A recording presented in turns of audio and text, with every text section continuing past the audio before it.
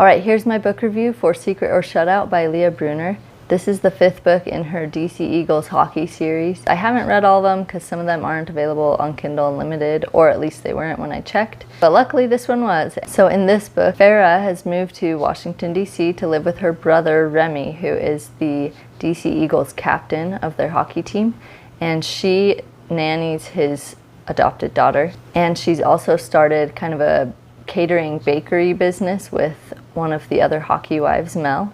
She's about 1.5 years out from her divorce, and so things are starting to get better in her life, but also she's just kind of in a holding pattern because she has PCOS and she is not able to have kids, or at least not very easily. And so she's kind of decided that she's never going to fall in love again because she can't have kids, and most people when they get married want to have kids.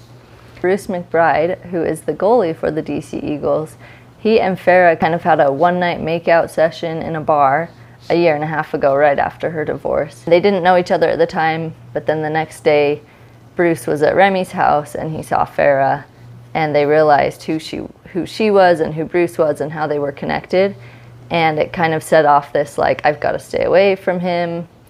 Anyway, so it's been 1.5 years from that time, and Bruce has texted Farah occasionally, and he really wants to date her, but she has been staying away from him. Anyway, but through this book, the other hockey wives are kind of trying to push Farah and Bruce together a little bit. And Bruce, of course, is okay with this, but Farah is still pretty guarded because she can't have kids, and she just sees how wonderful Bruce is with Remy's daughter, and she just knows that he'll make a great dad someday, just not as her husband kind of thing.